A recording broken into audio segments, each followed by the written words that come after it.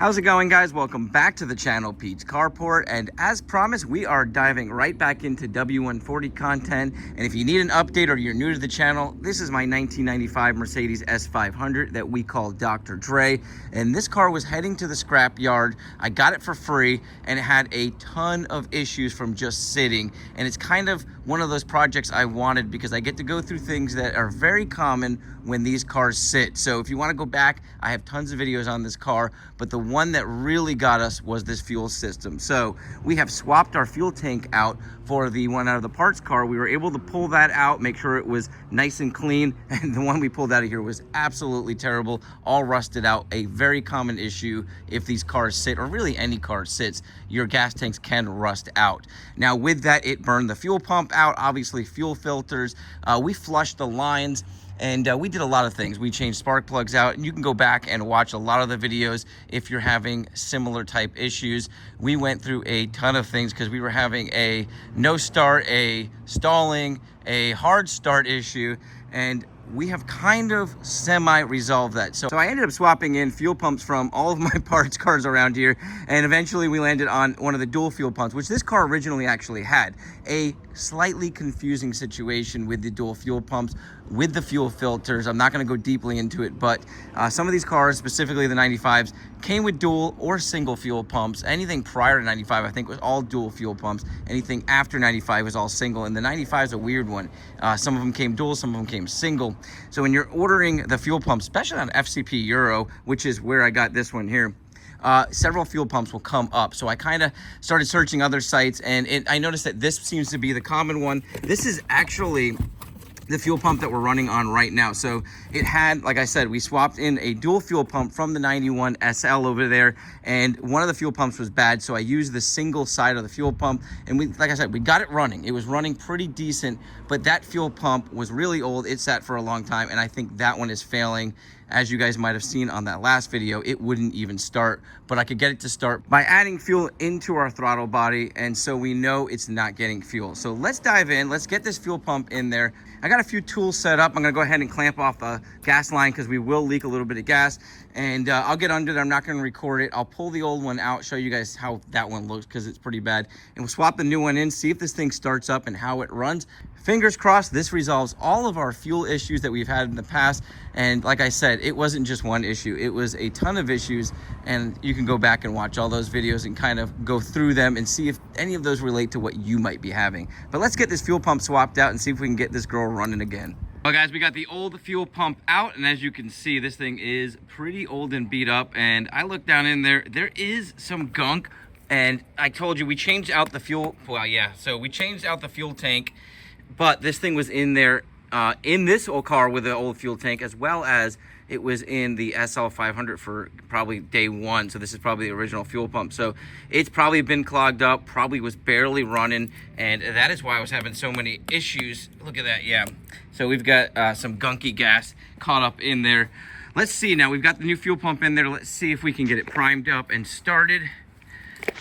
I have pretty high confidence that this thing's gonna work. I've got the battery cable connected now. Make sure you disconnect that when you're doing the fuel pump. Let's go ahead and prime it.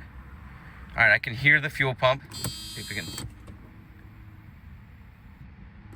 Yeah, I can hear it priming the fuel. I don't think you guys can hear that, but let's go ahead and try starting it.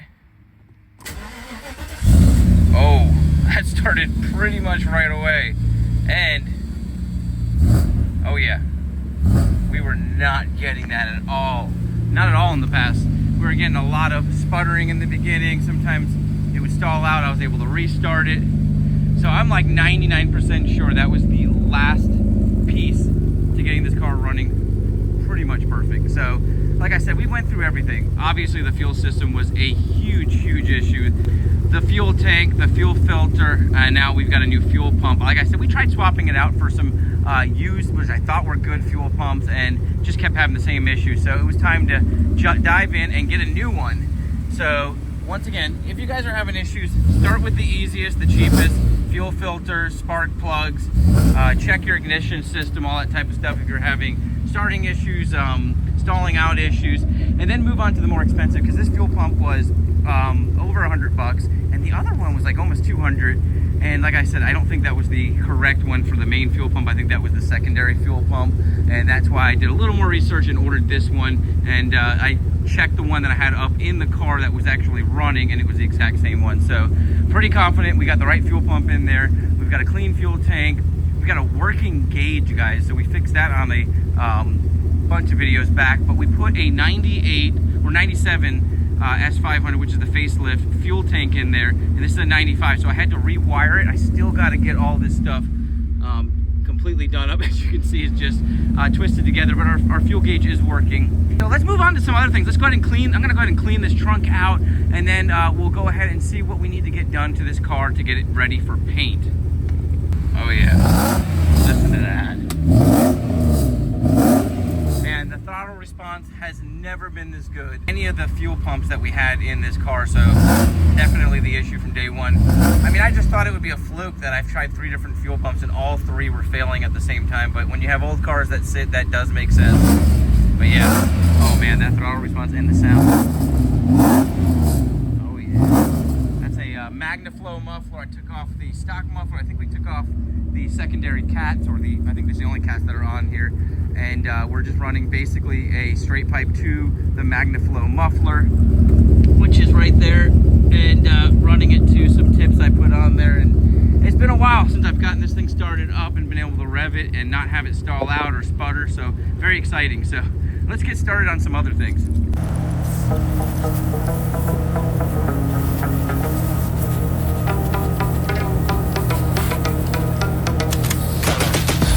I got the juice like a snow cone, ice in my veins and a cold flow. I'm getting cash overseas by the boatload. You wanna ride my wave? That's a no-go.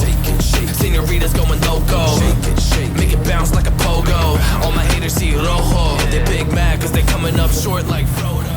Let's go ahead and take it down to the gas station. I keep it gas in it and see how it runs. I haven't driven it yet, but I have backed it out. As you guys saw, I cleaned it down a little bit.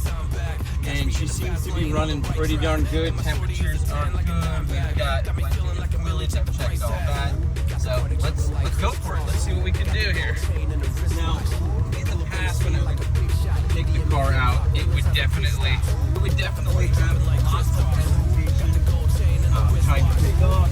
Sometimes it would sputter a little bit.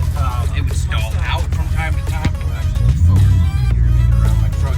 But right now, it seems to have great throttle response. So I think we fixed it, guys. I know I've said that now on probably 20 times videos, but we've changed everything out. So we started with all the basic stuff that could be some of the things that you might be dealing with when you buy a new to you W140 that's been sitting for a while, especially. And fuel tanks are a big deal. We got rid of that problem. Obviously, all of that created issues with our fuel pump, fuel filters, all of that. So, yeah, it seems to have great throttle response. Here, give it a little gas. Oh yeah, it's taking off. No hesitation. Driving pretty darn good. So I'm gonna go ahead and put some more gas in her, take her around a little bit, and show you guys in. Well, guys, she is driving beautifully again. I took her around for a couple of hours, no hesitations, no stalling, not even a sign of lack of gas going to this engine. So I know this was definitely the last piece that we had. And like I said, it ran great from time to time, and that was because this fuel pump was failing.